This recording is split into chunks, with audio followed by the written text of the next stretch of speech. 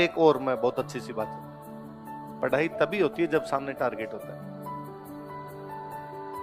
मैंने इसलिए आपके बीए फाइनल वालों के, 21 वालों के हाथ खड़े करवाए, क्योंकि आपके सामने टारगेट है, एग्जाम होगा।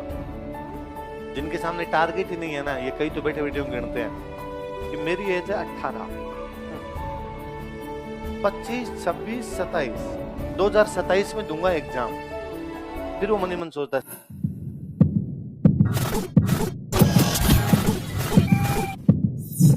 क्या कहा जाए, 2 बार का, 3 बार का, इसमें तेरा घाटा, उसका कुछ नहीं जाता, है ना। बोली हुई चीजें याद रहती है, बोली हुई चीजें लंबे समय तक याद रहती है। तुम बेहद मिसगाइडेड लोग हो। मेरे को स्टूडेंट आगे कहता है, सर शॉर्ट नोट्स कैसे बनाए। नोट्स शॉर्ट ही होते हैं, नोट्स अपने आप में क्या होते हैं, इनसे शॉर्ट क्या है। मेवाड़ प्रजामंडल पढ़ा हमने, घंटे 1.5 घंटे में हो गया होगा। घंटे पर उस दिन पढ़ा था, आधे घंटे आज।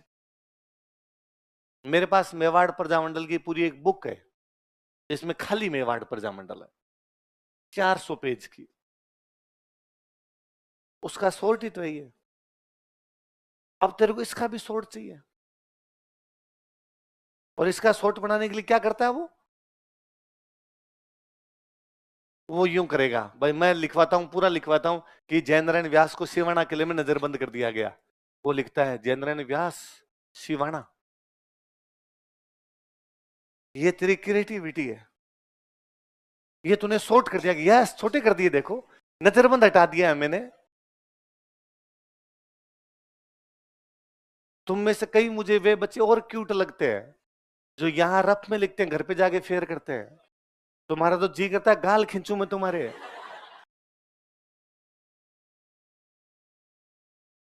और मैं जब उनसे पूछता हूँ ऐसा क्यों कर लेते हो तुम लोग, कि यहाँ पे रफ और घर पे जाके फेर, तो वो कहता है सर 2 बार लिखने से याद हो जाते हैं मेरे। तो फिर तू अखबार लिख 1 दिन 2 दिन, अखबार ले और उसको 2 बार नहीं 10 बार लिख, और मुझे बता दे याद हो गया क्या। याद इसलिए होता है कि तू क्लास में बैठ के सुनता है, याद इसलिए होता है कि टीचर बार बार बुलवाता है, टीचर तेरे को बार बार समझाता है, इसलिए याद होता है। तो इसलिए ये ऐसी बातें भी नहीं करनी कि 2 बार लिखने से याद हो जाएंगे।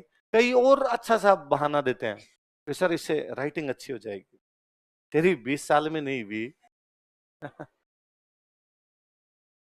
अब गणेश जी खुद अवतरित होंगे तेरे अंदर, कि तेरी राइटिंग अच्छी कर देंगे, जैसी है वैसी ही रहनी है। और राइटिंग बुरी है तो राजी हो, सिलेक्शन जल्दी होगा। मैंने देखा इधर RS IS में उनके सिलेक्शन जल्दी होते हैं जिनकी राइटिंग खराब होती है, क्योंकि एग्जामिनर की नहीं समझ में आता ना क्या लिखा है। ठीक ही लिखा ही होगा, टावर ने लिखा है तो एक आधा नंबर एक्स्ट्रा ही मिलेगा, इतना चिंता करने की आवश्यकता। और दूसरा, पेपर इतना लेंदी आता है कि जिनकी अच्छी होती है उनकी पेपर कंप्लीट करते करते खराब हो जाती है, पेपर ही कंप्लीट नहीं होता। यदि आप धीमे धीमे मोती जैसे अक्षर लिखेंगे तो वहां जाके गधे घोड़े सब बराबर ही होने हैं। किसी की अच्छी है तो तुम्हारे नजदीक बैठ के कोई बहुत अच्छी लिखता हो और तुम्हारी खराब हो तो तुम मुस्कुराया करोगे।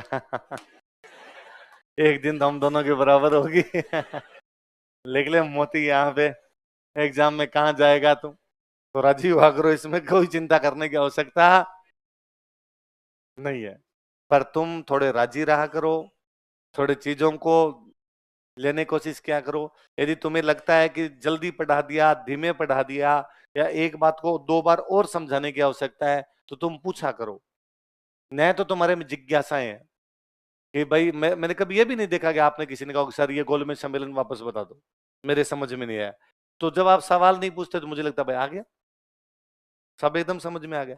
या कई बार सवाल पूछते हो तुम इतना वाहियात पूछते हो कि तुम खुद ही वापस उसको एक बार सोच लो, तुम्हें लगे यार क्या पूछ लिया हम, मैंने क्यों पूछा ये। तो थोड़ा क्लास में एक्टिव रहा करो यार, तुम क्लास में एक्टिव रहोगे, सीधा सा है, यथा प्रजा तथा मास्टर है ना।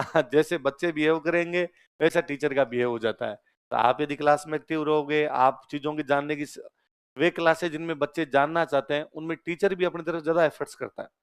यार इन बच्चों को तुम्हें ये भी बता दो, इनको तुम्हें ये भी बता दो, इनको।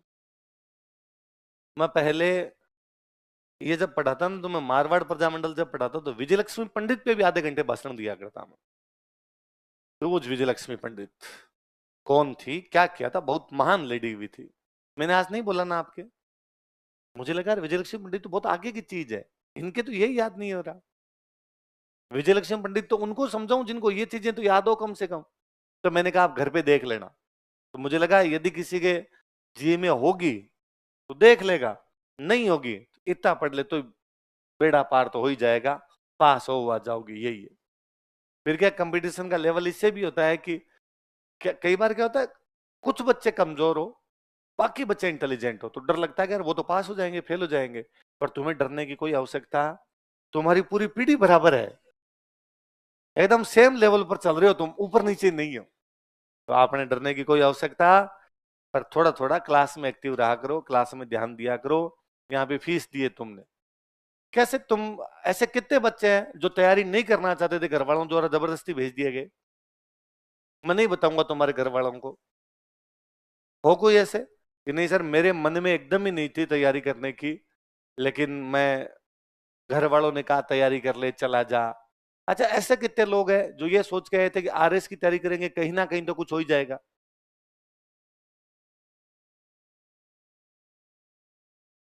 ऐसी बातें सोच के आते तो आरएस की तैयारी करेंगे और बाद में एग्जाम जो आएगा, पशु परिचरण है, ये भी सोच के आए थे तुम लोग। बताओ सही, ताकि यार तुम्हारी मैं समस्या जानना चाहता हूं।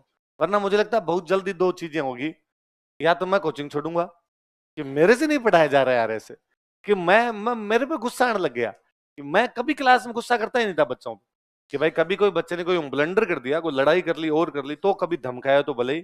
ताकि आप पुराने किसी बेच के बच्चों से पूछोगे तो अरे सर तो आए, सर ने यूं बातें बताई, इधर उधर की बातें की, कोई याद करने की चीजें समझाई, याद करवाया, क्लास चले गए।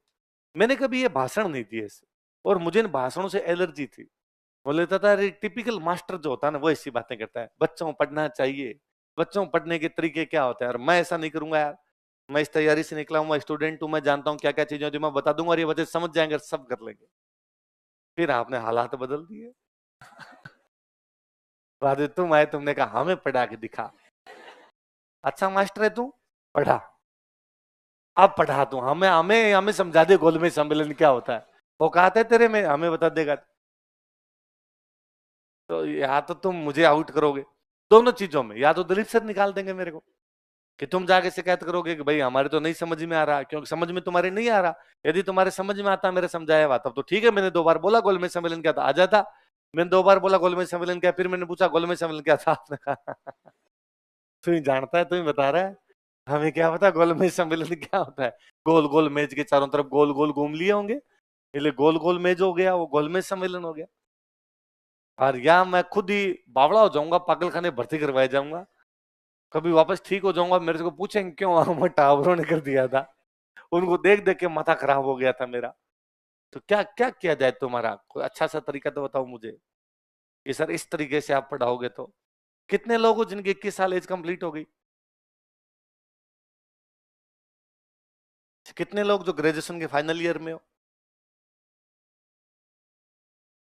खूब सारे लोग। चलो ठीक, तो तुम्हारे तो पल्ले पड़ना चाहिए, तुम्हें तो कम से कम आना चाहिए। बाकी चलो मैं बच्चों को छोड़ दूंगी यार, टाबर है, आता तो है इनको पर इनका इंटरेस्ट नहीं है। देखो एक और मैं बहुत अच्छी सी बात, पढ़ाई तभी होती है जब सामने टारगेट होता है। मैंने इसलिए आपके बीए फाइनल वालों के 21 वालों के हाथ खड़े करवाए, क्योंकि आपके सामने टारगेट है, एग्जाम होगा। जिनके सामने टारगेट ही नहीं है ना, ये कई तो बैठे बैठे गिनते हैं कि मेरी एज है 18, 25, 26, 27, 2027 में दूंगा एग्जाम। फिर वो मनी मन सोचता है सिलेबस चेंज हो गया तो, जिले भी तो चेंज हो सकते हैं, अशोक जी ने 50 के आगे भजनलाल जी 100 कर दें तो।